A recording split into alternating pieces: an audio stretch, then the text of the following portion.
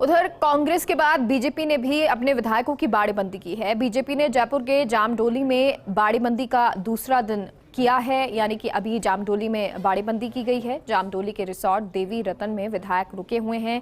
BJP ने बाड़ेबंदी को प्रशिक्षण शिविर नाम दिया है। प्रशिक्षण शिविर में कई अभ्यास सत्र हो रहे हैं, जिसमें वरिष्ठ और अनुभवी नेताओं के संबोधन होंगे।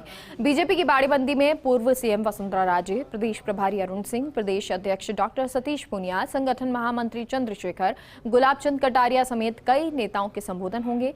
वहीं बीजेपी नेताओं ने 2 सीटें जीतने का दावा किया है।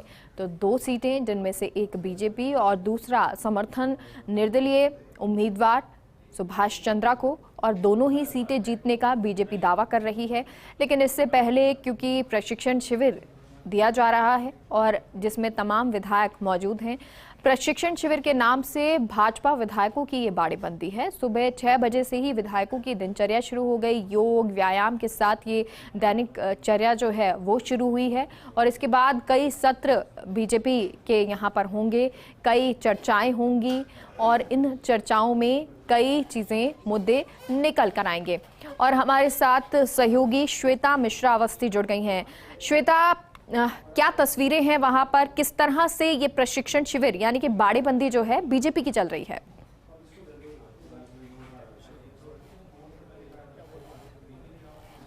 बिल्कुल मेघा, आपको बता दूं कि देखिए अंदर बीजेपी के विधायक हैं, आने का सिलसिला जारी है। अभी कुछ देर पहले ही पूर्व मुख्यमंत्री वसुंधरा राजे भी यहां पर पहुंचे और यहां पहुंचने के साथ ही थोड़ी देर उन्होंने गाड़ी रोकी। हमें लगा मीडिया से बातचीत करेंगे, लेकिन उन्होंने कैमरे बंद कराया। उन्होंने सिर्फ इतना कहा कि आप लोग यहाँ क्यों खड़े हैं, क्या फैसिलिटी नहीं है, अंदर होना चाहिए था, धूप बहुत ज्यादा है। थोड़ी बातचीत करने के बाद वो अंदर चली गई। यानी कि वसुंधरा राजे भी अब इस रिजॉर्ट के अंदर है, जहां पर प्रशिक्षण भी अलग अलग चल रहे हैं। हालांकि देखिए दोनों ही तरफ से, कांग्रेस और बीजेपी है दोनों ही बाड़ेबंदी, लेकिन कोई प्रशिक्षण शिविर का नाम दे रहा है तो कोई अभ्यास वर्ग इसे कह रहा है। किस तरह का अभ्यास अंदर किया जा रहा है, इस वक्त बीजेपी के मुख्य प्रवक्ता रामलाल शर्मा जी भी हमारे साथ हैं। अभी अभी वो अंदर से बाहर आए। रामलाल जी, प्रशिक्षण शिविर है, अभ्यास वर्ग बीजेपी से कह रही है, 3 दिन, कल भी पूरा आप लोग थे यहाँ पर, आज का भी दिन है। किस तरह का अभ्यास चल रहा है अंदर? क्या राज्यसभा की वोटिंग को लेकर है या अभी कुछ और सत्र है? देखिए, कल भी हमने मीडिया को सारे कार्यक्रमों की हमने लिस्टेड किया है, सब मीडिया को हमने भेजे हैं। 13 सत्र टोटल रहने वाले हैं। एक सत्र कल शाम को शुरू हुआ। आज प्रातःकालीन योगा के बाद के अंदर हमारा पहला सत्र हुआ, वो जो हमारा राष्ट्रवाद को विषय था, गुलाब चंद जी कटारिया ने उस विषय को लिया। दूसरा सत्र हमारा विचार परिवार था, उस सत्र को चंद्रशेखर जी ने लिया। तीसरा हमारे कार्य पद्धति है और चौथा अंतिम सत्र जो आज का रहने वाला है वो हमारे भाजपा सरकार का सुशासन है। फिर उसके बाद में मतदान की प्रक्रिया, वो भी प्रशिक्षण देने का काम करेंगे। वो भी आज वो लगातार रहेगा, आज भी रहेगा, कल भी रहेगा और परसों रहेगा, 3 दिन तक लगातार चलेगा। तो ये हमारा एक वैचारिक संगठन है जिसके आधार के ऊपर पार्टी की रीति नीति और विचारधारा के आधार पर हम काम कर रहे हैं। और हमारे इस पूरे अभ्यास वर्ग के अंदर कोई भी कांग्रेस के कल्चर की तरह एक भी कार्यक्रम नहीं है जो आमोद प्रमोद का सिर्फ साधन बने। आज राजस्थान के अंदर कांग्रेस की सरकार होटल के अंदर बंद है, जनता पीड़ित है, परेशान है, बिजली से है, पानी से है, उनकी समस्याओं की ओर कोई ध्यान नहीं दे रहा। तो सिर्फ हमारा एक संगठनात्मक और वैचारिक अभ्यास वर्ग है। लेकिन एक बात बताइए, आप लोग 2 दावे कर रहे हैं, दोनों कैंडिडेट जीतेंगे, निर्दलीय जिनको सपोर्ट कर रहे हैं और बीजेपी के भी कैंडिडेट। आंकड़े आपके पास है नहीं, फिर भी हर विधायक किस आधार पर कह रहा है कि हम जीतने वाले, हमारे दोनों कैंडिडेट? देखिए, हमारे दोनों उम्मीदवार इस आधार पर जीतेंगे कि कांग्रेस के अंदरूनी फूट का लाभ भी हमें मिलेगा। अन्य इंडिपेंडेंट विधायक हैं वो भी अपने अंतरात्मा की अभिव्यक्ति करने का काम करेंगे। और अन्य जो हमारे इंडिपेंडेंट सांसद के उम्मीदवार हैं सुभाष चंद्रा जी, उनके पक्ष के अंदर कई छोटी पार्टियों ने भी घोषणा उनके साथ आने की है। और मैं इतना दावे के साथ कह सकता हूं कि 101% दोनों सीटें भारतीय जनता पार्टी जीतेगी। सभी विधायक वहां पहुंच गए, जो नाराज थे वो भी वहां पर पहुंच गए, जिनको कुछ मांगे थी वो भी वहां पर पहुंच गए। तो फिर अब क्या? पहले तो मान सकते हैं कि चलिए बयान ऐसे आ रहे थे, नाराजगी थी। पहुंचने से ये कयास नहीं लगाया जा सकता कि जो पहुंचे वो ईमानदारी से और उनके साथ ही खड़े रहेंगे, वो भी अपने अंतर्मन की अभिव्यक्ति करने का काम करेंगे। इसलिए दबाव के अंदर आप इकट्ठा कर सकते हो, लेकिन किसी को मतदान, गुप्त मतदान होगा, उससे करने से आप कैसे रोक सकते हो?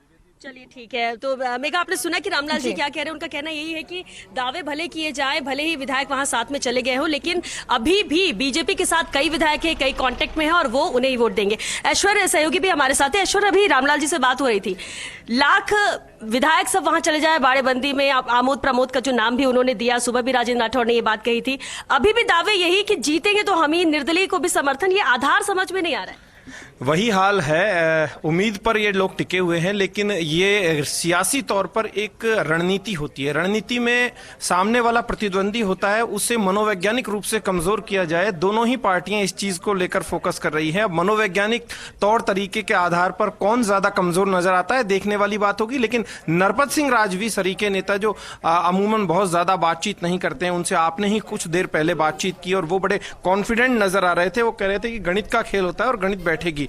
तो इन्हें विश्वास है, इन्हें सेंधमारी को लेकर विश्वास है। अब सेंधमारी किस तरीके से कर पाते हैं देखने वाली बात होगी। एक बड़ी बात इन्होंने बोली है कि अंतरात्मा की आवाज सुनेंगे।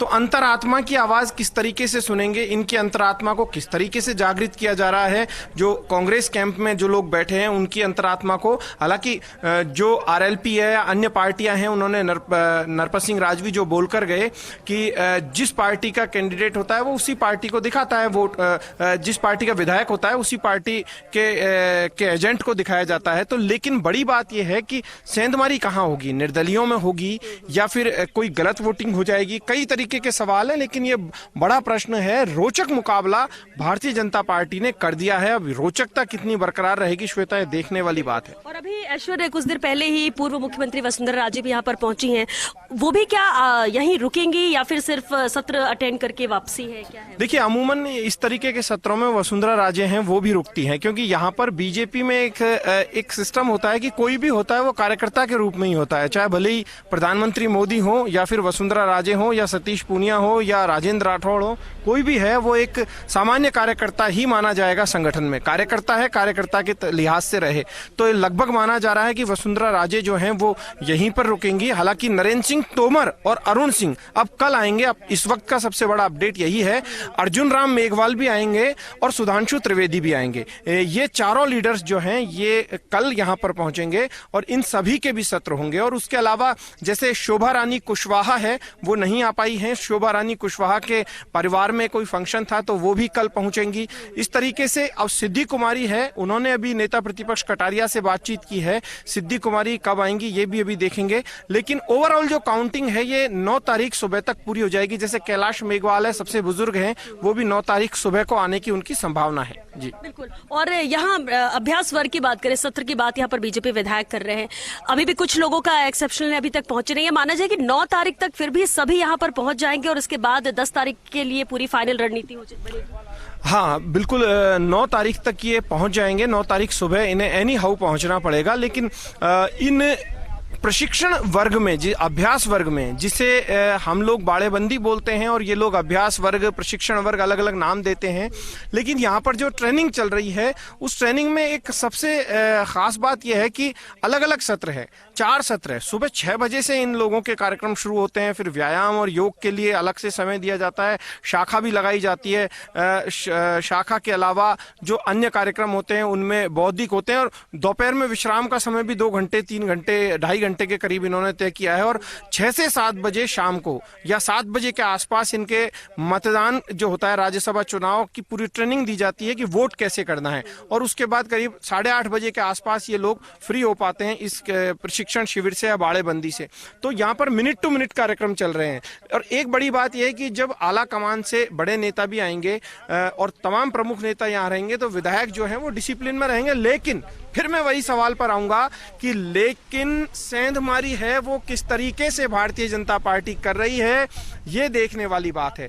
क्या पहले से बातचीत हो चुकी है या फिर वहां से कोई संवाद चल रहा है या फिर किसी और ने संवाद करवाया है या फिर भारतीय जनता पार्टी मनोवैज्ञानिक रूप से कांग्रेस पर प्रेशर डाल रही है? ये तमाम प्रश्नों का उत्तर तो 10 तारीख के बाद ही पता चल पाएगा। बिल्कुल बिल्कुल मेघा, और जैसे कि ऐश्वर्य भी बता रहे हैं और ये नजर भी आ रहा है कि एक तरफ तो कांग्रेस है, वहां पर सभी विधायक मौजूद है, फिजिकली मौजूद है, जो ये कहते हैं कि नहीं हमारा वोट कांग्रेस को जाएगा। लेकिन मेघा, इसके बावजूद बीजेपी के जो जितने भी विधायक है, जिनसे भी बातचीत हुई, उनका दावा यही कि वहां रहने के बावजूद भी कोई फर्क नहीं पड़ता है। 10 तारीख को जब वोट पड़ेंगे तो वो हमारे कैंडिडेट के ही समर्थन में पड़ने वाले, यानी निर्दलीय जिनको समर्थन बीजेपी दे रही है। और इसलिए दावे यही कि दोनों कैंडिडेट बीजेपी के जीतेंगे। हालांकि देखना होगा किसके दावे सच होते हैं। बिल्कुल, दावे किसके सच होंगे ये तो 10 तारीख को ही सामने आएगा और उसके बाद ही स्थिति का पता लग पाएगा। लेकिन फिलहाल बाड़ेबंदी हर जगह जारी है, चाहे वो उदयपुर हो चाहे फिर वो जामडोली हो। बहुत बहुत शुक्रिया श्वेता आपका पूरी जानकारी के लिए।